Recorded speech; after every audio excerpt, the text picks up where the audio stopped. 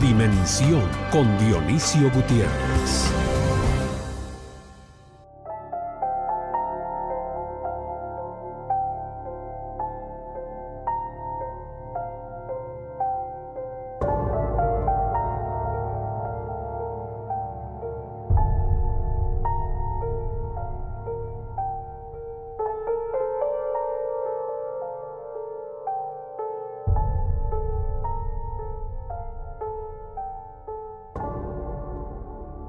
Mi nombre es Elena, tengo 22 años, trabajo y estudio. Me han asaltado 3 veces en la misma calle, camino a la universidad en la avenida Petapa. Mi nombre es Jorge Francisco Choya Esteban. Yo fui piloto del transporte urbano. Yo sufrí un atentado de violencia. Quedé discapacitado, quedé en silla de ruedas. Hola, ¿qué tal? Mi nombre es Cristian Castañeda, tengo 25 años, trabajo y estudio. Bueno, yo también he sido víctima de la inseguridad tanto en las calles como en los autobuses. Mi nombre es Gabriel Reyes Silva y tengo 26 años. Soy estudiante universitario y he sido víctima de intentos de asalto en repetidas ocasiones. Mi nombre es Sandra Hernández, yo soy viuda de piloto. A mi esposo lo mataron, él manejaba para el Milagro. Igual a mi hermano, que era el ayudante.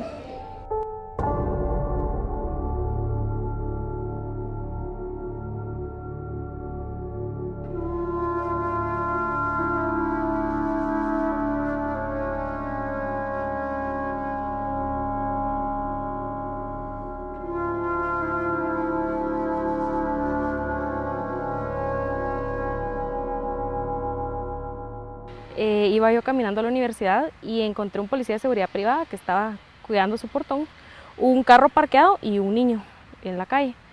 No pensé mucho de eso porque se miraban como 3 escenas distintas y cuando pasé caminando justo en medio, el policía de seguridad privada me encañonó, el del carro se bajó y me agarró los brazos y el niño me empezó a revisar las bolsas. Me quitaron mi celular, dinero y mis audífonos. Entre ellos se discutieron todavía si me metían al carro y dijeron, no, y se fueron. Estaban extorsionando al dueño de esos buses y el dueño nunca quiso pagar la extorsión. Y ahí fue cuando a nosotros como trabajadores nos balearon, porque no fui solo yo, empleado de él, éramos 3 y a los 3 empleados de él nos balearon. Que salí de mi oficina, fui a comprar unas cosas a la tienda, pero saqué mi celular cuando estaba más o menos por la esquina, a pocos metros de la oficina. Se me acercó de la nada, un individuo, me apuntó con la pistola a la frente y me dijo que le entregara pues, todo lo que llevara encima. Así lo hice y así como él apareció, así también se desapareció rápidamente. La verdad no sé ni de dónde salió, no estaba pendiente, pero eso fue algo que en su momento me afectó, porque la verdad mientras uno averigua si la pistola es de verdad o es de mentiras, puede pasar cualquier cosa, así que preferí no arriesgarme y le entregué todas mis pertenencias. A la altura del Atanasio Utzul era un viernes a las 7 de la mañana cuando un motorista en una moto bastante moderna se me paró a la par y sacó un arma semiautomática, por lo que pude ver. Me golpeó el vidrio del carro y en ese entonces mi reacción inmediata fue acelerar el carro y tratar de huir, meterme entre los carros. Hubo un punto en el que ya no pude pasar porque los carros bloqueaban el paso. El motorista me siguió, se paró adelante del carro, desenfundó la pistola y en el momento en que yo vi el arma metí retroceso, me tiré al sillón del copiloto y aceleré. En mi afán de retroceder choqué contra un carro y en ese momento la gente alrededor empezó a bocinar y el motorista huyó. Y en teoría me salvé del asalto porque de todos modos tuve que pagar el carro al que había chocado y fue una situación que se complicó bastante.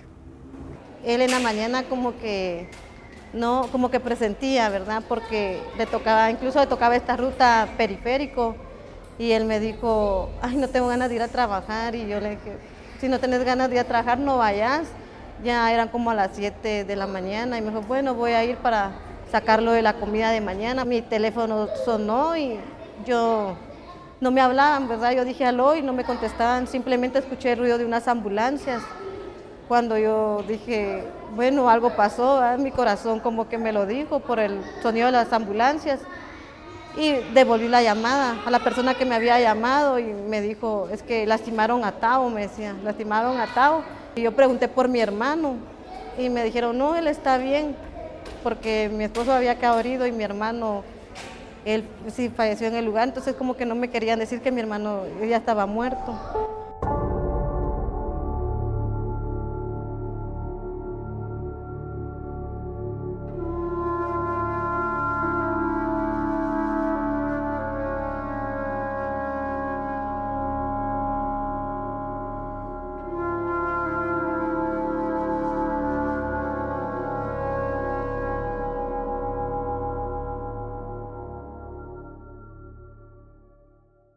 No salgo muy noche, tampoco estoy muy temprano en la calle, trato de no frecuentar calles que estén vacías. Para defenderme cargo un spray pimienta en mi bolsa, que me ha tocado usarlo desafortunadamente, y trato de mantenerme alerta cuando estoy en la calle. Evito lo más posible el irme caminando a la calle o usar mucho el transporte público por esas mismas razones. Y en forma general estoy bastante alerta al estar en la calle y con bastante miedo. Hubieron como 6, 8 meses de que me siguieron amenazando de que me iba a morir, yo todo se lo pongo en las manos a Dios. Y gracias a Dios ya no he superado, porque no he superado el temor ni el miedo ese. Porque yo digo, si yo crecí sin papá, yo no quiero pues, de que mis hijos crezcan sin mí a su lado. Ay. No sabes si vas a llegar con vida, no sabes si vas a llegar con tus pertenencias completas. Lo mismo de regreso a casa, sobre todo a altas horas de la noche. Realmente esto es un malestar que se vive, es una incertidumbre la que se mantiene flotando en la atmósfera, y eso realmente perjudica mucho a nuestra sociedad. El miedo es tal vez la condición más fea en la que uno puede vivir, de vivir alterado y vivir pendiente y no tener un poco de tranquilidad y no poder respirar en la ciudad. Y tratar uno de no aferrarse a las cosas materiales y entender que en cualquier momento nos pueden quitar lo que tengamos, y tratar solo de conservar la vida y la de los nuestros, es lo que nos queda.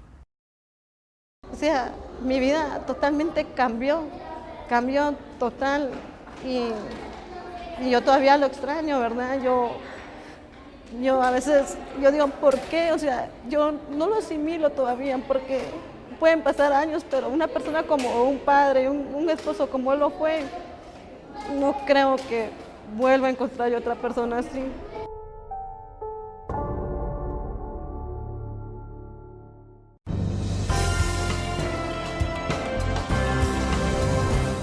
Todos sabemos que Guatemala tiene muchos problemas. Hay uno que en especial nos afecta, pues excede nuestra capacidad para enfrentarlo: la violencia. Vivir en la región más violenta del planeta no es cualquier cosa. Y qué grande es el ser humano que se acostumbra a todo, aunque viva con temor e incertidumbre. La pérdida de vidas humanas y el sufrimiento que provocan la violencia y la inseguridad se estrellan con la voluntad de vivir de los pueblos. Como escuchamos en los testimonios al inicio de nuestro programa, a pesar de todo, la gente sigue su vida. Cada ciudadano sale a trabajar cada día, intenta divertirse y se esfuerza por vencer el miedo y desafiar la calle. Casi todos los habitantes de nuestro país, de forma directa o indirecta, han sido afectados por la violencia. ¿Cómo afronta una sociedad el problema de la inseguridad? ¿Cómo se protege cada ciudadano, cada joven, cada niño de las amenazas que le acechan cada día? ¿Qué pasa en la sociedad y en especial en la familia que permite o provoca que se produzcan personas violentas? A través de algunos programas de Dimensión, en los próximos meses, intentaremos explorar las respuestas a estas preguntas, discutiendo con expertos para que nos den una idea de cómo comprender y enfrentar esta dura realidad que vive nuestro país.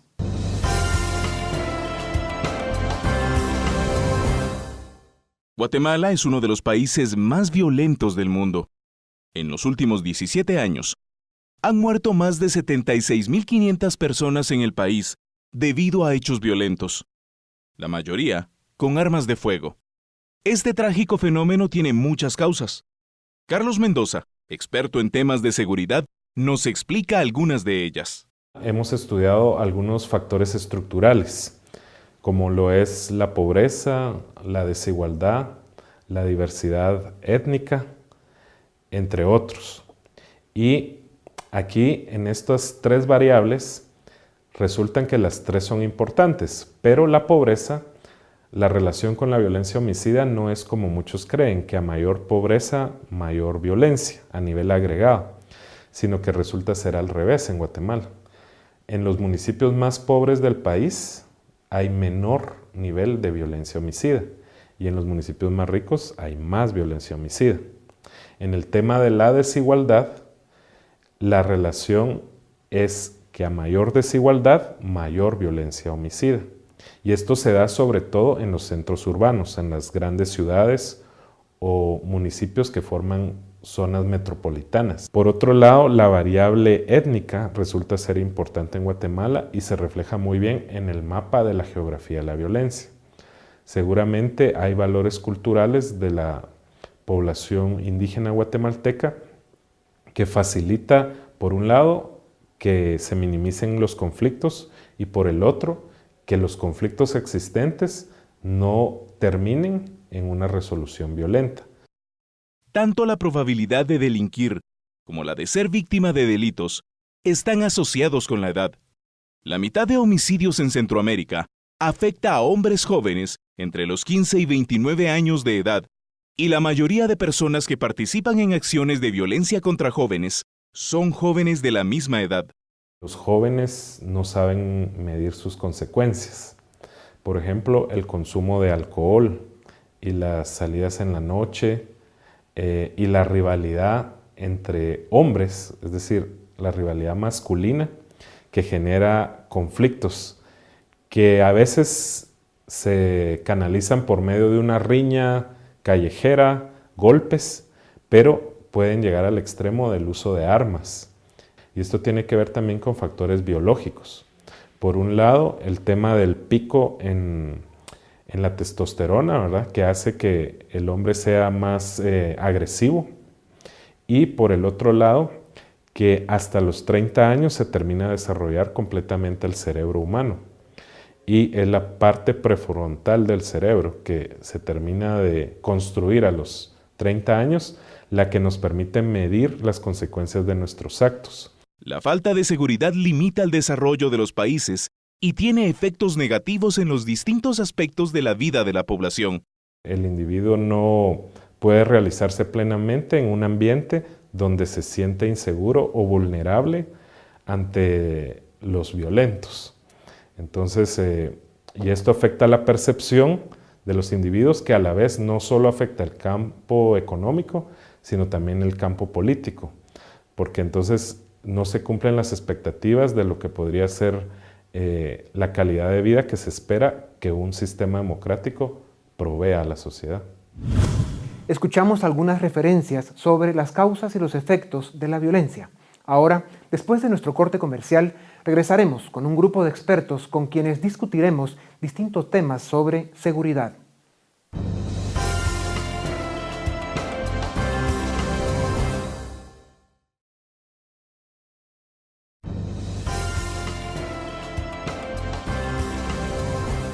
Bienvenidos a Dimensión.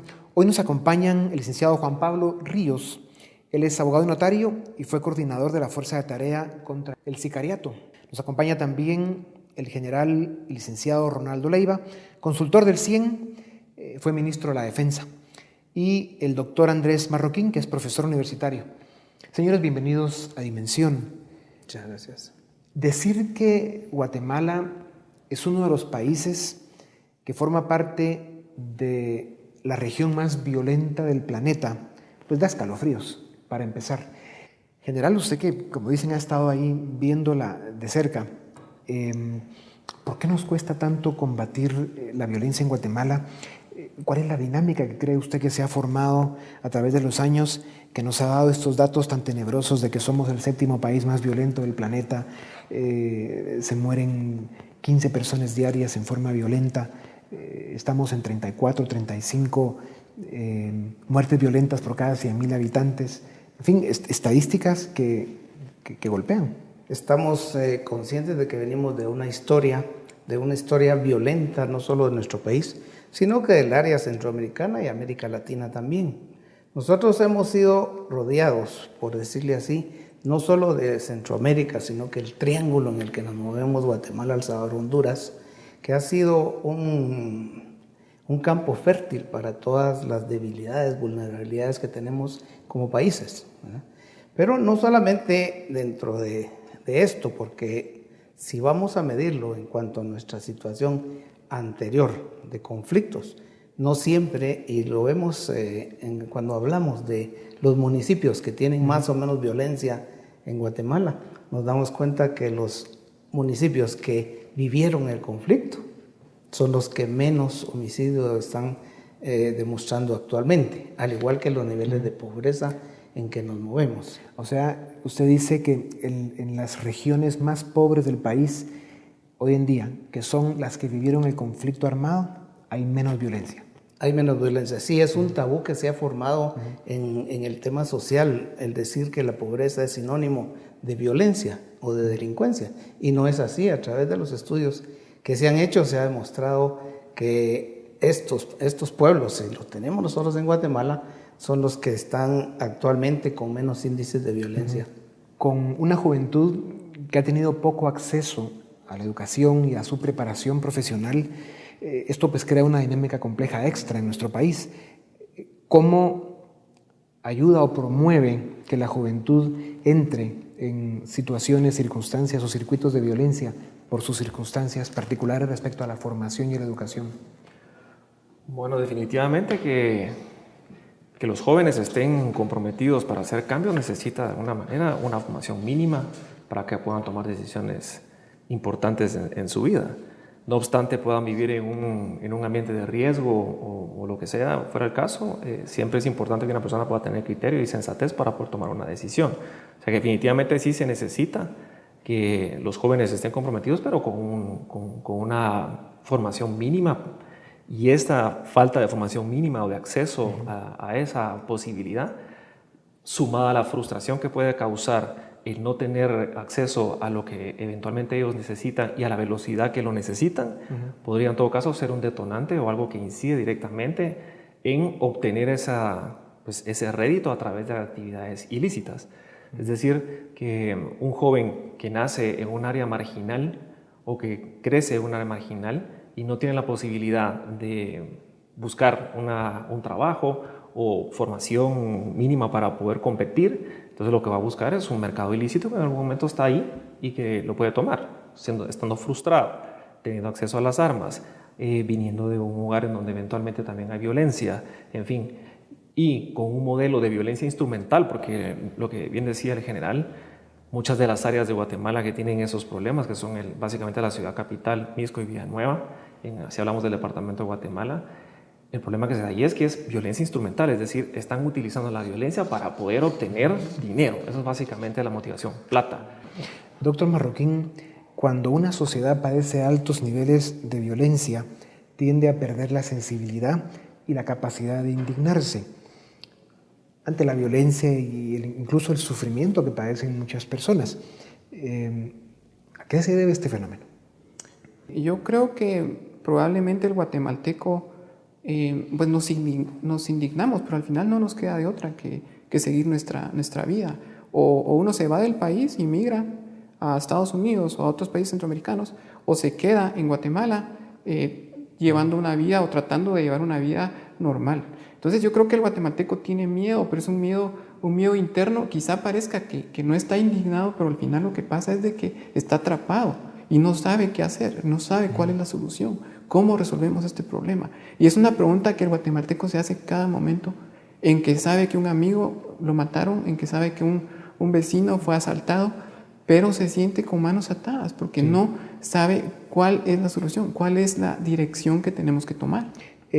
Países como Colombia o ciudades como Nueva York, Sao Paulo, en algún momento han logrado cambios extraordinarios, positivos, para controlar la violencia.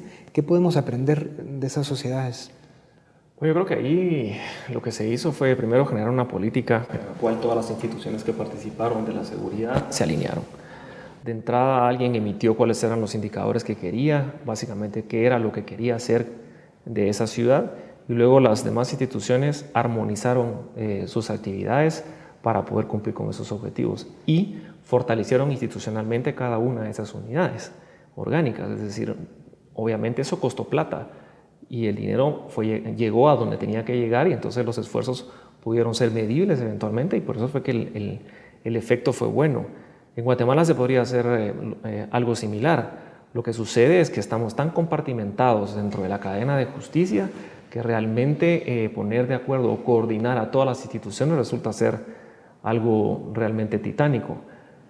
Ya hay más o menos algún tipo de esfuerzo que tiene algunos resultados, pero únicamente desde la perspectiva de la aplicación de la justicia penal, pero la parte preventiva, que también incluía esas políticas como la de Nueva York específicamente, aún no despega, aún no es un tema que se discuta dentro de los gabinetes y que realmente son la base, a mi criterio, de cualquier tipo de planteamiento o modelo. En el caso de Colombia, habrán ustedes escuchado el nombre del general Naranjo, sí, que es un gran personaje muy respetado a nivel mundial, que fue realmente el gestor y el gran coordinador de muchos de los éxitos que se lograron en Colombia en contra del narcotráfico y de los altos índices de violencia que en algún momento tuvo Colombia, que siguen trabajando, pero el sistema que él ayudó a implantar está dando grandes resultados, al extremo que hoy en día el general Naranjo está trabajando en un proyecto en México apoyando al presidente Peña Nieto, porque obviamente dio buen resultado en Colombia. Se habla de que en Guatemala ya el 28% de la población, y que ese número va subiendo un poco, acercándose ya a la tercera parte de la población, de alguna forma ha sido víctima de la violencia. Es un número dramático para cualquier país. ¿Cómo afecta eso al joven, a la familia, al desarrollo en general, desde la perspectiva del ser humano? Pues hay que tomar en cuenta muchas de estas situaciones en cuanto a víctimas y victimarios. Hay víctimas que son jóvenes de 18 a 35 años y victimarios de la misma edad. Pero también tomar en cuenta de que la mayoría de los crímenes no son llevados a cabo directamente por muchachos de los grupos que les llamamos maras. La cantidad, un 59%, lo llevan a cabo los delincuentes comunes, ¿verdad? Son los que tienen la tasa más alta de criminalidad. Entonces, de ahí siguen quizás los pandilleros, y por último, un 10% le queda al narcotráfico. Entonces tenemos que ver de dónde es que sale esta, porque son jóvenes matando jóvenes, ¿verdad? Entonces, ¿qué es lo que hay que hacer con esto? Para eso es la prevención cultural, la prevención situacional y la prevención de medios, que esto ayudará para que los jóvenes, principalmente los que están en riesgo, ahí teníamos que aplicar una prevención cultural para evitar que ellos entren al lugar de riesgo. Yo creo que la violencia te quiebra el hogar, te quiebra como persona. De hecho, hay estudios que se han hecho, no en Guatemala, en otros países, sobre el costo que implica perder un hijo, por ejemplo. Cuánto tiempo toma para que tú recuperes tu estado de ánimo, para que tú recuperes, incluso hay personas que pierden su empleo y a veces nunca lo vuelven a recuperar. O sea, hay estudios donde ven cuántos años pasaron hasta que esa persona recuperó su empleo después de la tristeza de haber perdido un hijo. O sea, las consecuencias son de largo plazo, y puede ser de que en estos momentos estemos viviendo cosas de violencia que pasaron anteriormente, y va a existir una especie de inercia de ese desquebrajamiento emocional, social, de lo que estamos viviendo ahorita en unos 20 años a futuro. Yo creo que ser joven ahorita con estos niveles de violencia realmente en la ciudad es algo escandaloso, es un nivel de frustración espantoso. Realmente el joven está pidiendo a gritos que le hagan caso. Esa es la verdad. Lo que necesita es que las instituciones, el Estado, las universidades, todos le hagan caso. Porque finalmente el tema de la violencia es algo que se aprende. No se nace violento a menos que no tenga algún problema mental o que tenga alguna desviación en algún momento, pero realmente la violencia se aprende. Y esto es lo que eventualmente está pasando ahora con los modelos que tenemos. O sea, hay violencia en las escuelas, hay violencia en internet, hay violencia en la televisión, hay violencia en la calle. Y ya la violencia al final de cuentas resulta ser como algo retórico porque entra por aquí y sale por aquí. La gente se está acostumbrando. Entonces, para un joven que lo que tiene es toda la vida por delante, que sabe que la vida no es fácil, encima de eso se le da el valor agregado de que todo es violento y que me puedo morir si me subo a un bus o si saco mi celular en la calle. Esto realmente para un joven es espantoso, yo creo que... Estas dinámicas se van formando a través de los años en las sociedades y van creando estas disfunciones que provocan tanto daño. Cuesta muchos años corregirlas. Sí. Por eso es tan importante el desarrollar políticas públicas que cumplan décadas implementándose para que se logren los resultados de un país en paz y con oportunidades para todos. Vamos a publicidad y regresamos en un momento para seguir con Dimensión.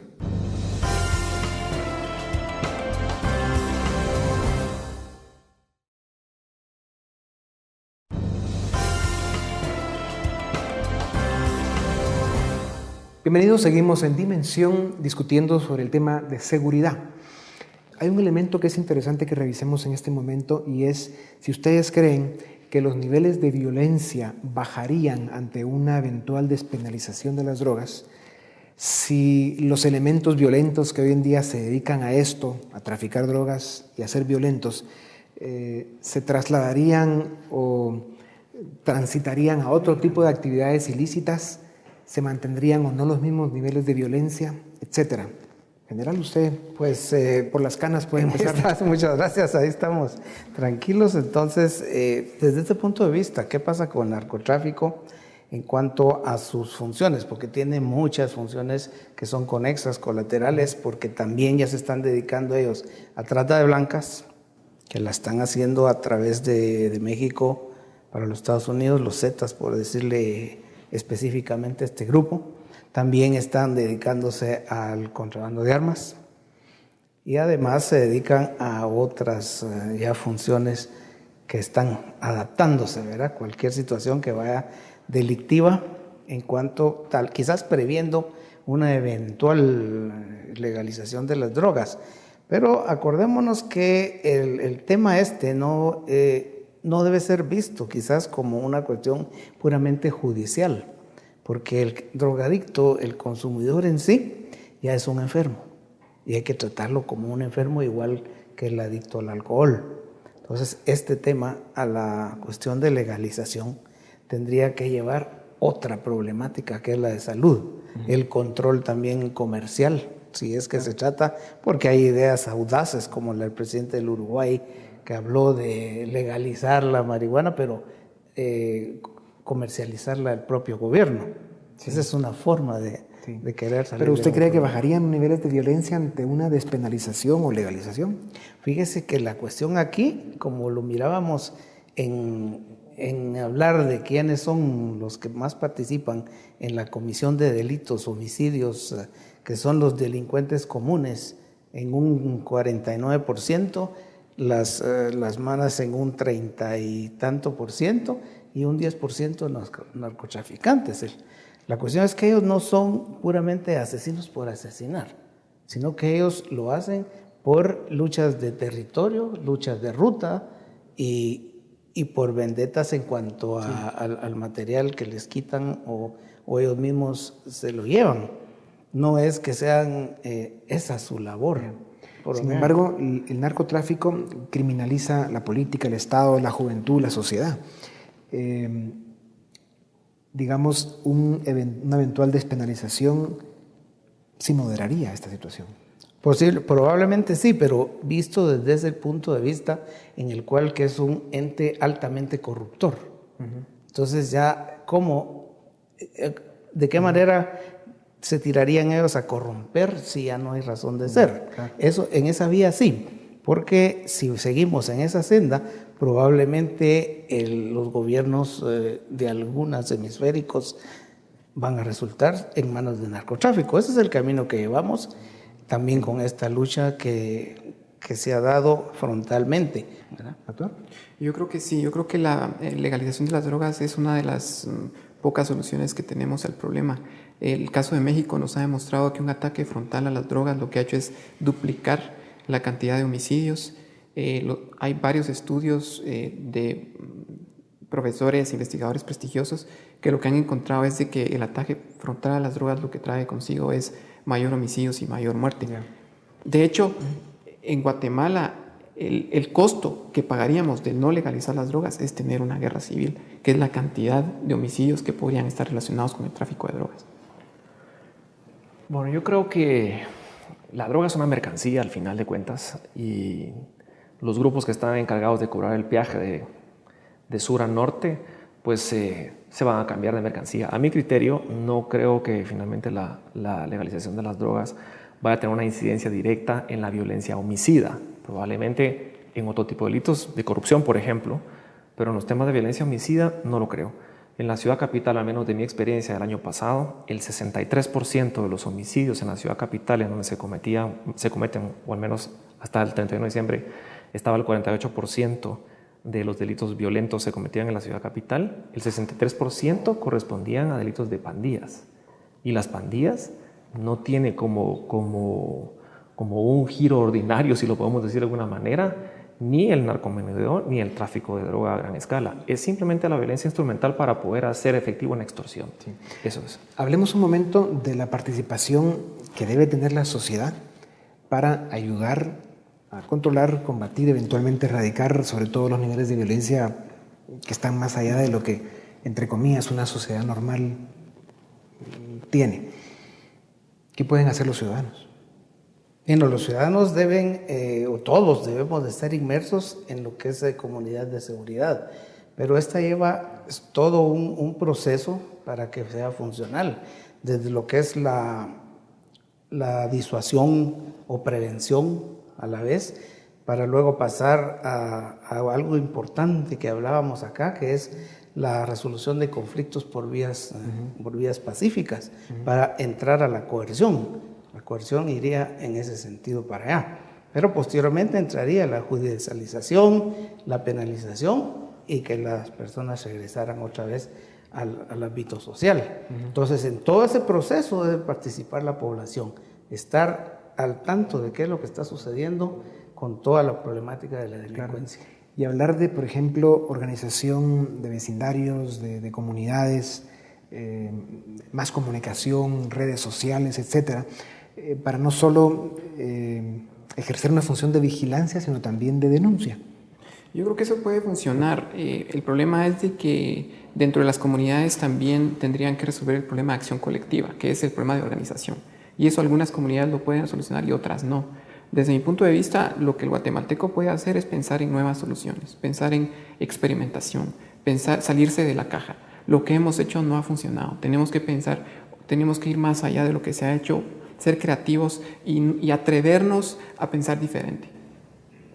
Sí, yo creo que había que innovar el modelo para poder llegar a tener una prevención primaria, secundaria y terciaria en realidad, ¿verdad? O sea, en pizarrón cualquier cosa puede funcionar, pero Guatemala tiene sus propias características y había que tomar en cuenta el diagnóstico situacional sobre el crecimiento que tiene este país y ver bajo qué parámetros estamos nosotros tratando de coexistir. El sicariato, un tema del que sabemos que tienes experiencia, está creciendo en Guatemala.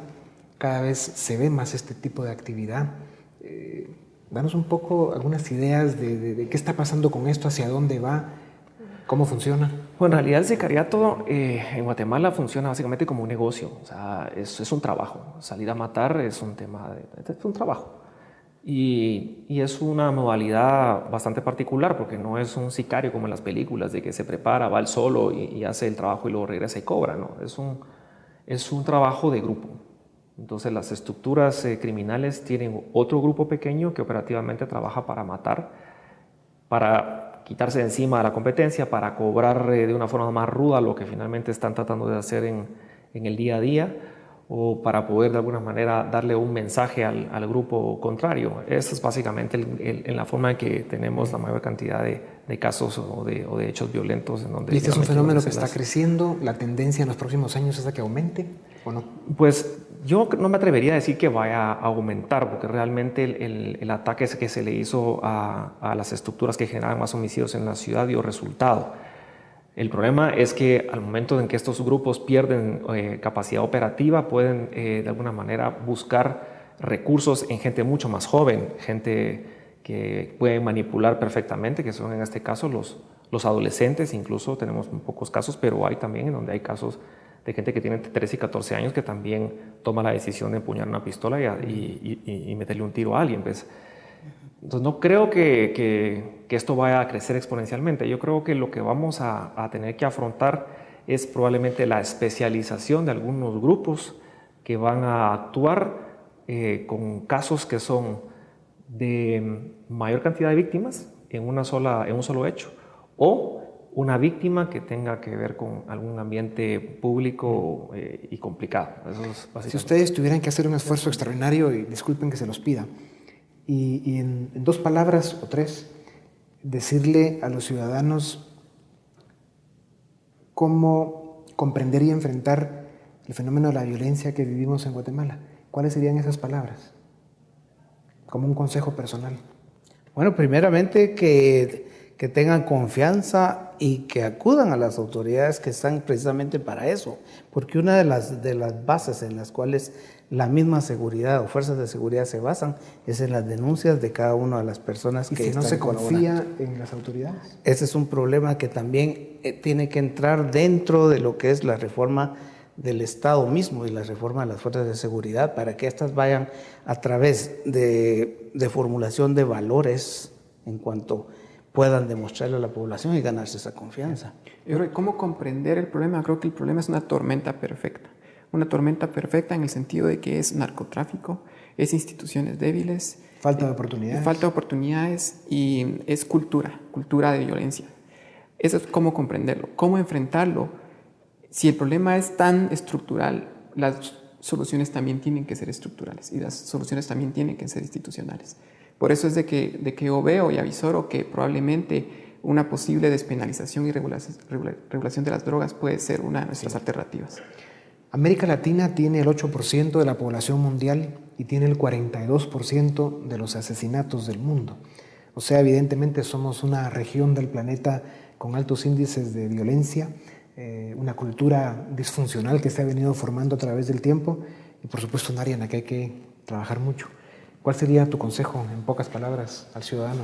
Yo pues soy fanático de las normas, pero yo creo que a mí me interesa que haya un fortalecimiento del Estado en materia de aplicación de justicia y sobre todo en la parte preventiva que le compete a la Policía Nacional Civil.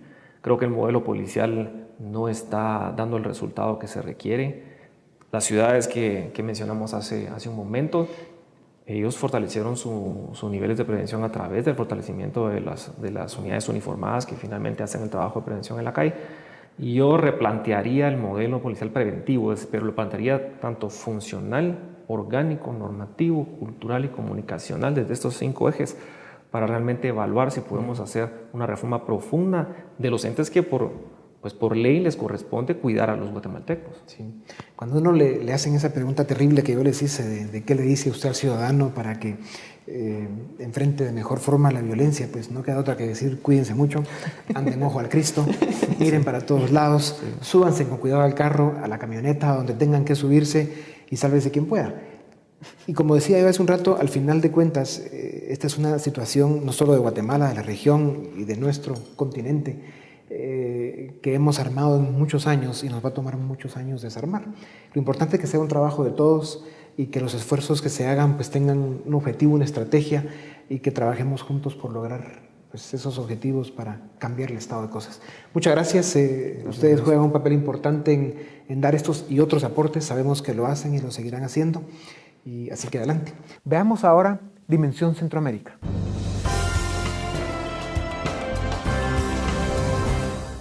En el año 2011, se cometieron más de 18.300 asesinatos en la región centroamericana, mientras que en la eurozona, con una población 7 veces más grande, se cometieron 3.220 homicidios.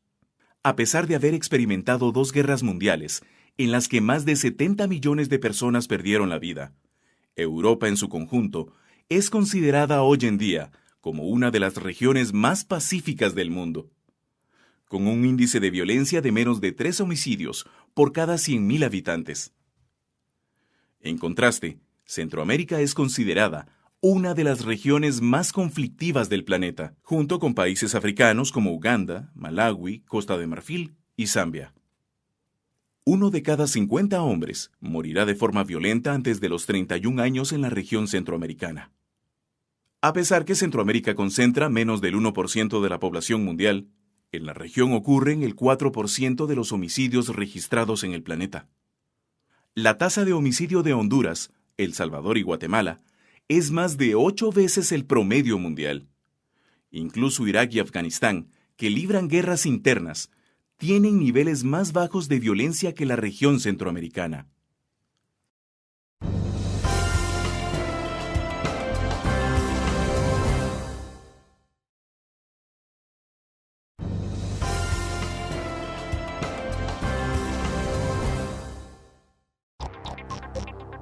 Preguntamos a nuestros amigos en Facebook qué precauciones toman para no ser víctimas de la violencia, y estas fueron algunas respuestas. Maynor Mendizábal dice: no salgo de noche, no uso joyas, no hablo por celular en la calle, no voy a lugares que se califican como zonas de peligro. Elena Rosa escribió: estar atenta al caminar por la calle, evitar caminar en lugares solitarios y no llevar cosas llamativas. Pusher Barrios dice: ser precavido y no portar dinero en efectivo, solo lo necesario. Y ahora les presentamos algunos consejos prácticos para evitar, en la medida de lo posible, ser víctimas de la delincuencia. Al caminar por la calle, si observa a alguien sospechoso, trate de mantener una distancia de al menos 20 metros. Si la persona se acerca a usted, cruce la calle o busque refugio. Al viajar en autobús, evite llevar grandes cantidades de dinero en efectivo u objetos valiosos, en especial en fechas de pago y horarios de 6:30 a 9 y de 15 a 19:30 horas.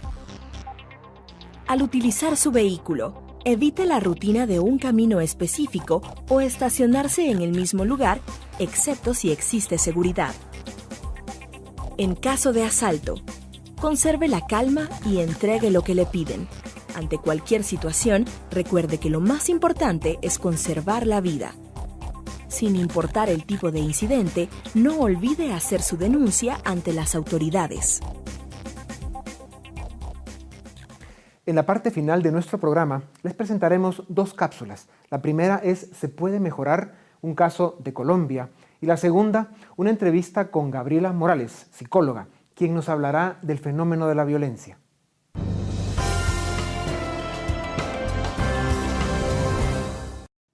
A pesar de sufrir uno de los conflictos armados internos más prolongados del planeta, Colombia ha sido exitosa en reducir sus índices de criminalidad durante la última década. En el año 2002, registró 28.837 muertes violentas. Para el año 2011, tenía la mitad. La reducción en la criminalidad se produjo, principalmente, en las 4 ciudades más importantes del país: Bogotá, Medellín, Cali y Barranquilla. Estas ciudades en su conjunto contribuyeron en un 40% a la reducción de la criminalidad en ese país. Pero el resto de regiones también experimentaron una reducción considerable en el número de asesinatos y en otro tipo de delitos, como el secuestro y el robo. Las medidas que se tomaron para obtener estos resultados incluyeron el aumento de la fuerza policial en 33% y del ejército en 50%, lo que les permitió tener presencia en más de 200 municipios, en los cuales la representación del Estado era muy débil. Incluyeron además la participación de gobiernos locales en programas de prevención y conciencia ciudadana, como actividades culturales, inversión en educación y el mejoramiento del transporte público. La organización ciudadana también fue importante para apoyar la labor de los policías en el desarrollo de planes de vigilancia efectivos y de sistemas de denuncia confiables. Estos 3 elementos, el aumento y mejoramiento de las fuerzas de seguridad, el compromiso de las autoridades locales en programas de prevención y una participación ciudadana activa y bien organizada, permitieron a Colombia alcanzar mejores índices de seguridad que los países del Triángulo Norte de Centroamérica. A pesar que Colombia todavía tiene un largo camino por recorrer, su experiencia demuestra que es posible alcanzar logros sustanciales en el combate a la violencia y la inseguridad.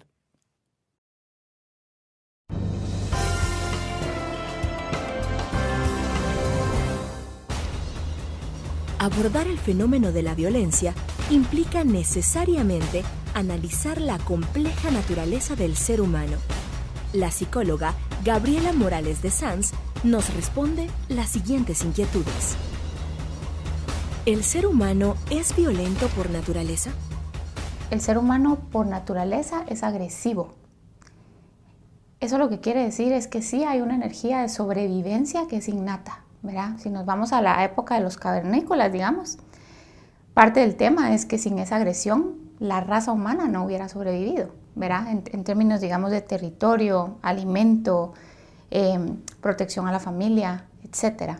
Ahora, violencia es otra cosa. Violencia es lo que tiene la intención de lastimar a otros, ¿verdad? Entonces yo creo que hay que clarificar el espacio de si tenemos una energía de sobrevivencia fuerte, que es llamada agresión, y que no es mala, o sea, es necesario encaminarla, sí, es necesario, incluir toda la educación social y cultural que las personas requieren, sí, pero eso no es violencia. ¿Tenemos los guatemaltecos una cultura violenta? Yo no creo que los guatemaltecos seamos más violentos que otras personas.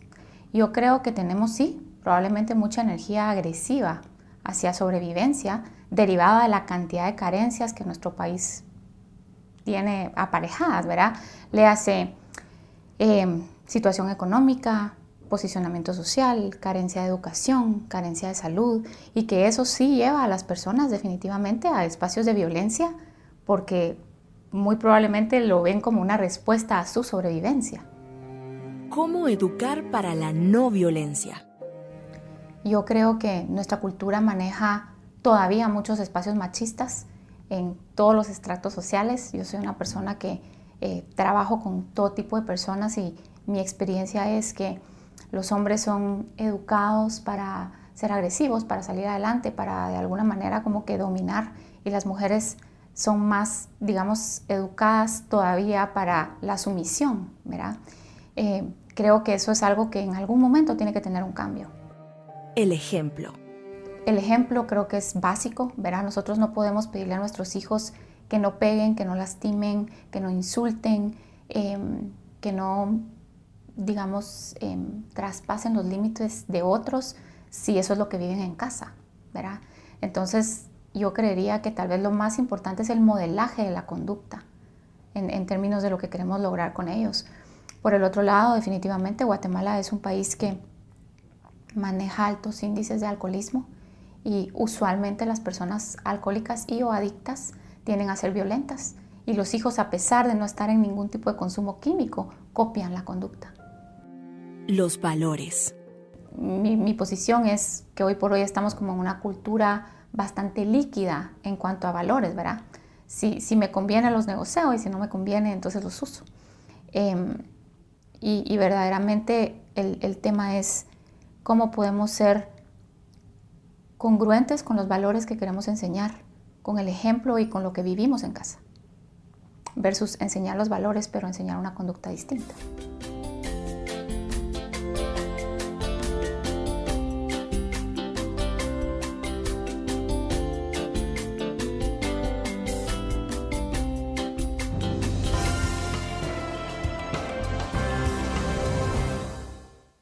Este fue nuestro primer programa sobre seguridad y violencia.